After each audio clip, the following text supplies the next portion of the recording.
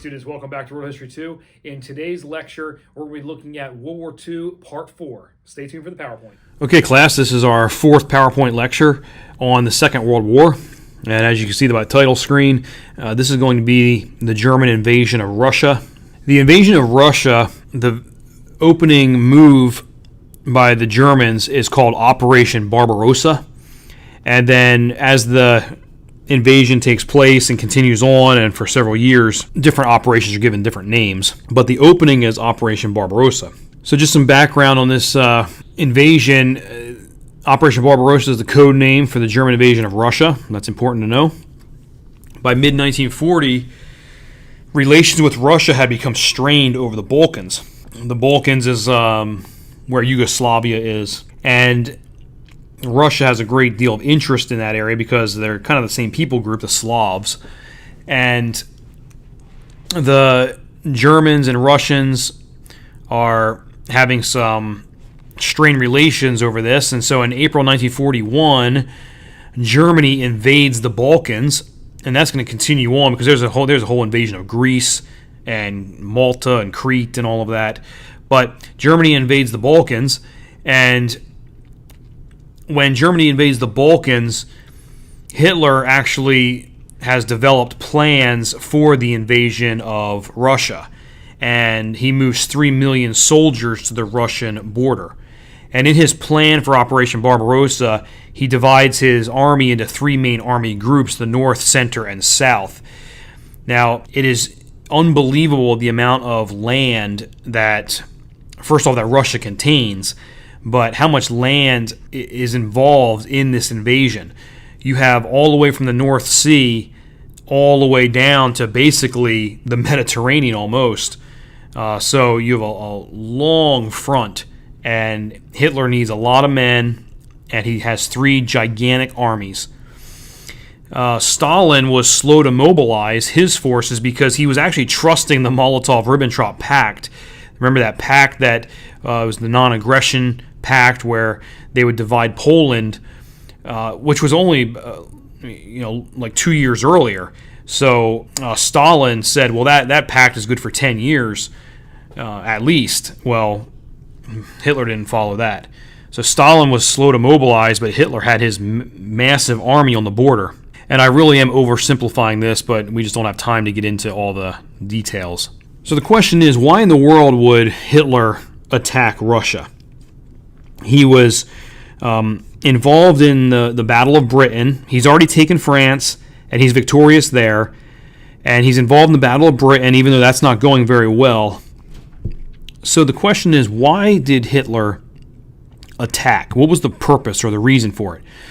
Well, we have a couple of reasons here on the screen. First off, victory over France and securing of the Western Front.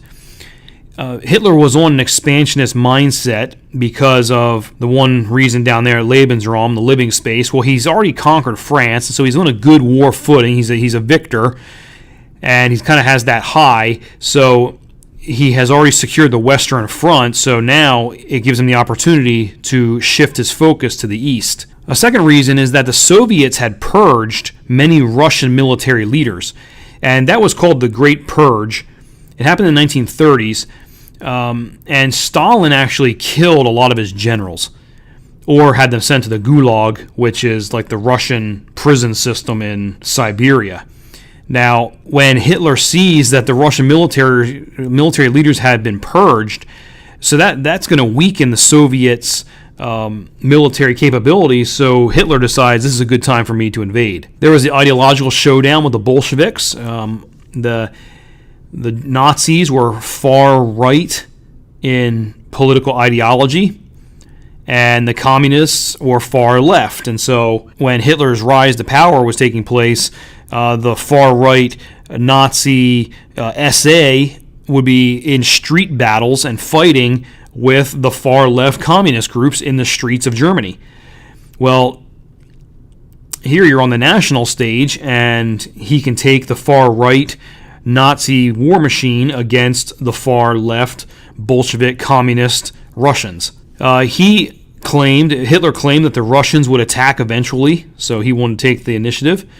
As I mentioned, Lebensraum, That's German for living space. As in Hitler's mindset, he needed space for Germany to be able to enjoy and live and settle and have the resources. So he needed some living space, and this is a perfect place. There was vast natural resources for the war machine in Russia, especially in oil-rich Ukraine. And that's in the Caucasus, which we'll talk about that with the invasion of the Caucasus. And he believed that if he had a swift victory over Russia, then England would see that he is unstoppable, and they would actually sue for peace, and they would be able to end the war with England and have Germany the victor. Okay, so Operation Barbarossa, here's a map, and as I've mentioned, this explanation is going to have a lot of maps in it. But you see the three army groups. You have Army Group South down here, you have Army Group Center, and Army Group North. And you can see their movements. And this is the plan, is that they would invade and then regroup, invade a second time, regroup, and then a final blow where they believed that when they had taken Moscow, they could move all the way up to the River Volga, and then that would be it. The entire country of Russia would fall. Okay, so the invasion at 3:15 a.m. on June 22nd, 1941, the German army crossed the border and invaded Russia. And again, at this time, it opened up another front for Germany. In parentheses there, I put down their fronts. They already had troops on the French coast, defending the French coast, and they were already embroiled in North Africa, and now they've just opened up this front with Operation Barbarossa. And many people believe that this was Hitler's biggest mistake, was the invasion of Russia, because it opened up this second front, and this second front was massive, as I just showed you on that map. Just a massive front. You need so many soldiers, and 3 million soldiers that were not involved in just sitting around. These 3 million soldiers were doing other things, maybe in North Africa or maybe in France or whatever, but they ended up being shifted over to the Russian front. Nazi Germany awoke to a radio broadcast by propaganda minister Joseph Goebbels, and he says this: "At this moment, a march is taking place that for its extent compares with the greatest the world has ever seen. I have decided today to place the fate and future of the Reich and our people in the hands of our soldiers. May God aid us, especially in this fight." So the people wake up to this news that they've just invaded Russia. All right, so here's the Operation Barbarossa with the invasion of Russia. Just a quick explanation. This is the division of Poland where the war or the invasion of Poland had stopped. So the Germans invaded to here, and then the Russians had invaded to here, and they stopped here, and then there was peace. Well, now the Germans invade here, here, and here. You can see the red lines are their invasion movements. And this is fairly quickly. Notice the dates on this map. June 22nd, it was when the invasion started, to August. So just a couple of months, and they moved quite a bit into Russia. Here's some pictures. Okay, in this first push, we're going to talk about Leningrad. Leningrad is up here. And so in the first part of the invasion of Russia, the Russians move all the way up here through Lithuania, Latvia, Estonia, all the way up here to a city called Leningrad. Now what happens is the German army surrounds and attacks Leningrad in August of 1941. But the citizens had seen the invasion coming, and so they built these great defenses around Leningrad, these huge pits. There's pictures of people digging these gigantic trenches to stop the tanks. So they actually stop the Germans from entering the city. Well, Hitler decides just to lay siege of the city and move on. He believes that the city would fall quickly, but it does not. The city never falls. The siege begins on September 8th of 1941, and January 27th of 1944, the Russians liberate the city. So this city is isolated along the coast of these two lakes, and the one lake, called Lake Ladoga, would freeze over for a long period of time because of the winters there, and they ended up having this road across the lake that would resupply the city. It was called the Road for Life, and here's just a close-up map. So the green here is Heeresgruppe Norde. That means Army Group North, and this is the German army here. Well, then here's the Finnish army. Now we didn't talk about it. We don't have really time to talk about it. But there was the invasion of the Baltics, and the Finnish army was pinching over here. So basically, Leningrad was surrounded, and this lake here doesn't really matter. But over here, you would have this road across the frozen lake, and they would be able to supply the city over this frozen lake. And so that's how Leningrad was able to survive. Now, it does not mean it was a good time in there. Here you have the German soldiers laying siege. You have people here digging a trench.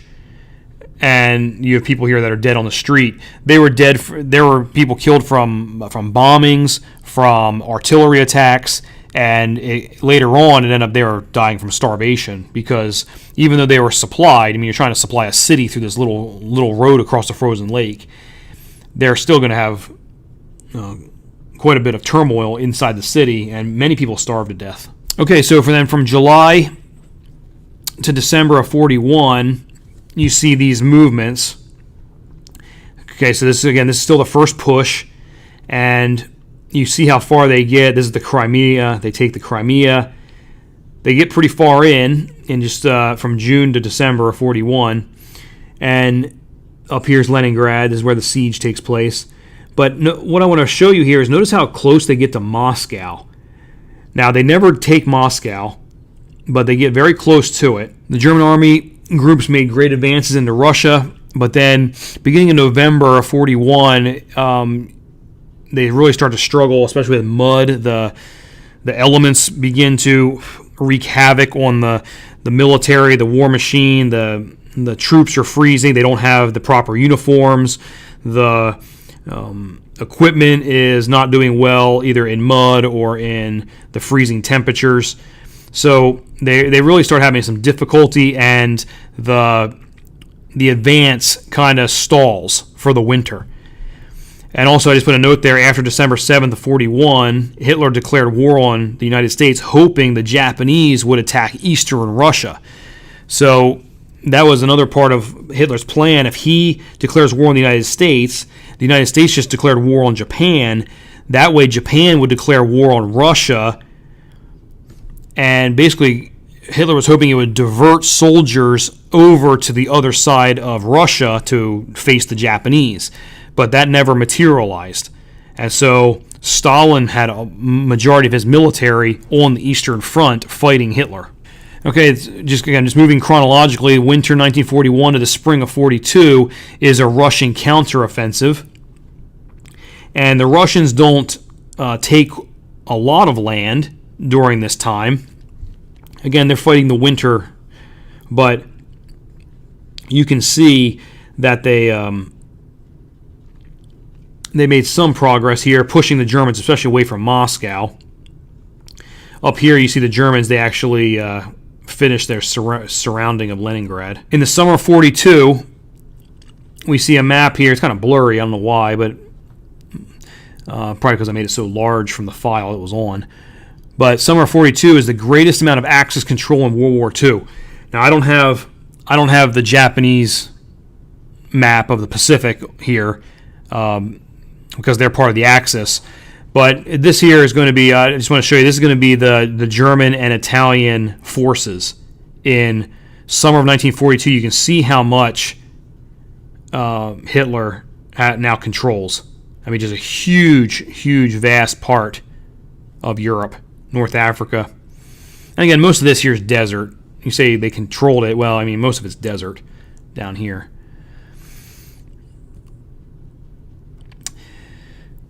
There's Hitler and his generals planning.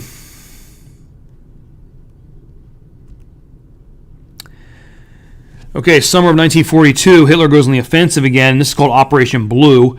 And this is the Caucasus campaign. Now, the Germans have already taken the Ukraine, and they continue to push even further down here into the Caucasus. And there's a lot of oil down in here, so they really want to get this area. And you start seeing some pretty famous names here. Here's Stalingrad, which we'll talk about here in a second. But compared to the first push, this isn't a huge push. They do get quite a bit, but nowhere near that first push. That first push, they took all of this.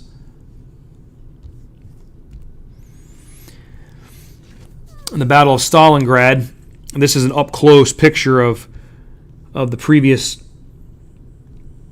map. And so here's Stalingrad, and the Germans have taken this entire all the way up to this line, and they're fighting in Stalingrad. Now this is the furthest east that they get, and then there's a counterattack by the Russians. These arrows here in this kind of lighter tan area, that's a pincer movement that actually surrounds the 6th German Army in Stalingrad, and they get cut off.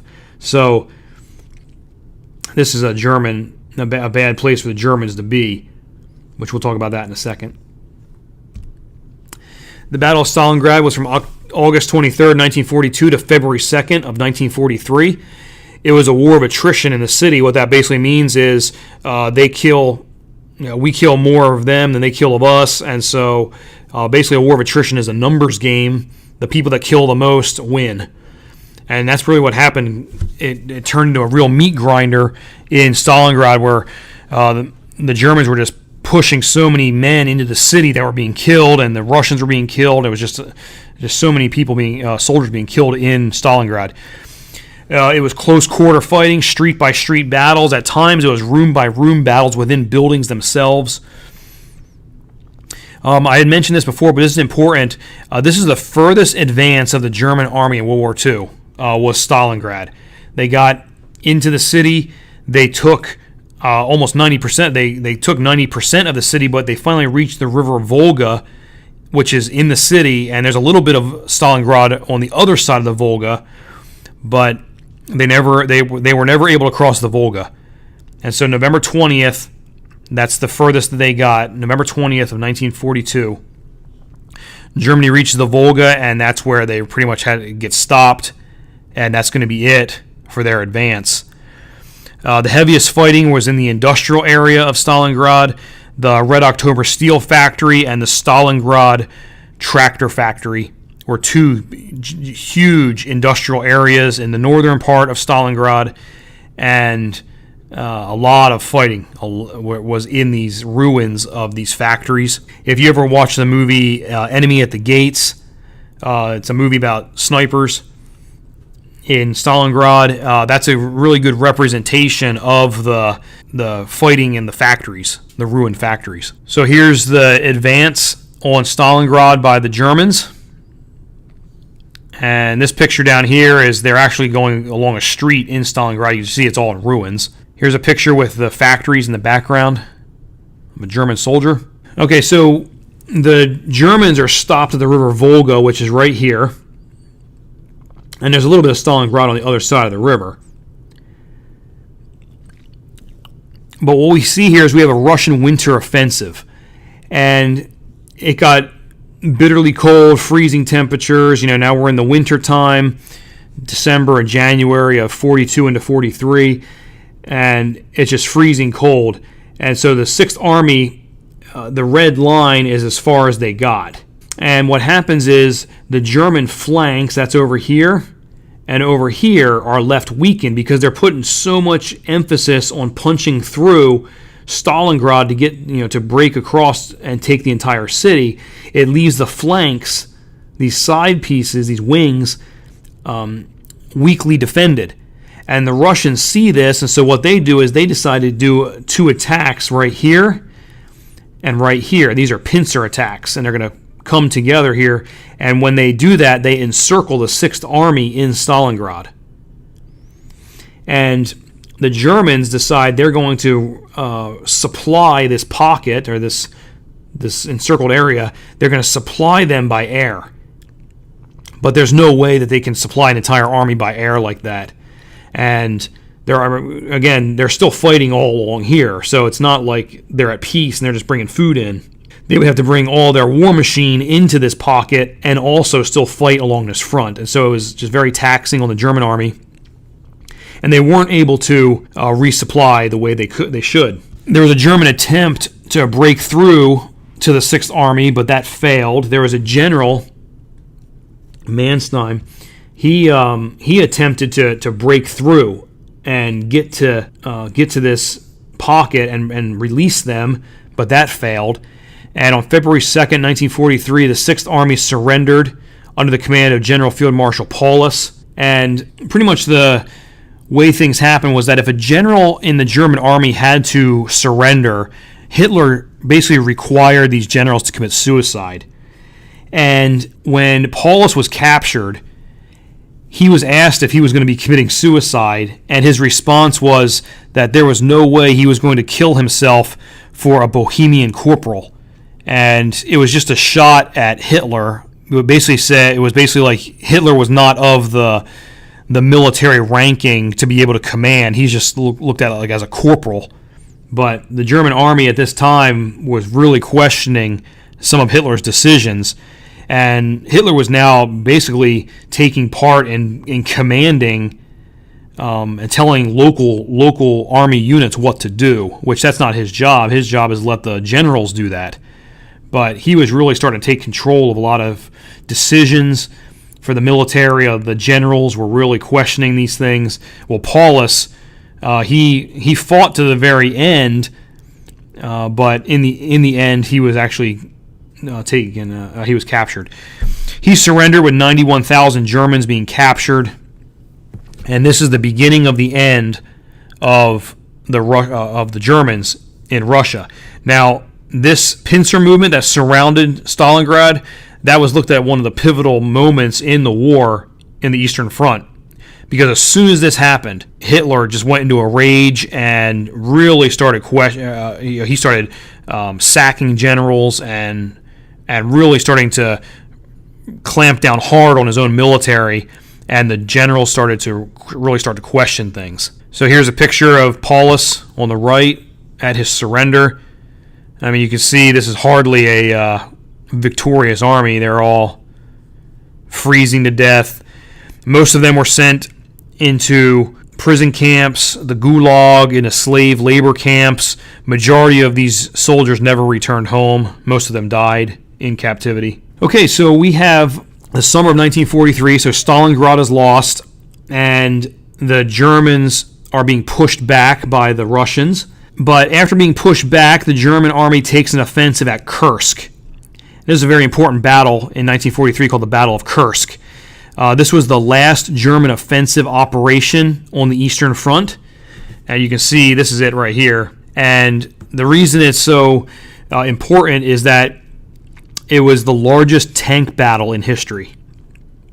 Just a massive amount of tanks used, a massive amount of area around the city of Kursk. And this area is very flat. It's kind of like the Russian steppe, grassland. In the summertime, it's good ground for tanks. And as this tank battle is going on, the Germans are really actually making some progress. But after 8 days, Hitler had to call it off because the Allies had defeated Rommel in North Africa and actually jumped over off of North Africa and invaded Sicily. And so now Hitler is worried about that, and so he ends up calling off this Kursk offensive, and the Germans have to again go on the defensive. Here's some pictures of the Battle of Kursk. You can see the terrain. It's just large grasslands, really good for tank battle. Okay, so the final part we're going to talk about here is the German Eastern Front collapses. Okay, so where we just left off, here's Kursk. This pocket here, here's Kursk. And you see the Russian advances. And here's the times based on the colors, what they do.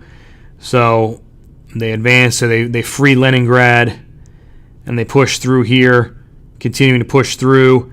And this green section this line here along the purple and the green, all of that takes you all the way to December 31st of 1944. So they're pretty much going back to where they were. Here, this is Poland. There's the Danzig corridor, the city of Danzig. So the Russians pretty much have pushed the Germans back, and we're getting now closer towards the end. December of 44, in May of 45 is when the war ends in Europe. So they're going to continue on all the way to Berlin, which again we'll talk about that at a separate PowerPoint with the fall of Germany. So from the fall of 1943 to December of 1944, the German army retreats in stages and makes defensive stances to halt the Russians. And these stances are usually along natural barriers like rivers. They would end up setting up a defensive line along a river. The Russians would attack. The Germans would halt them for a little while, but then in the end, the Germans would end up being pushed back. Also in September 3rd, 1943, the Allies have already taken Sicily, and they jump off of Sicily and they jump into Italy. They come across the lower boot of Italy. So now the Allies invade there. Also, June 6th of 1944, the Allied forces invade France on D-Day, which will be coming up in a lecture coming up. But this is just showing that the Eastern Front is collapsing, and there's other pressures now coming on Hitler in the south with Italy, and then in the west with the Allies invading on D-Day. And we'll pick up here in the fall of Germany lecture. And that's it for this PowerPoint lecture. I'll see you in a second. All right, class, that's it for today. Next time we're going to be looking at the Second World War, Part 5. I'll see you then.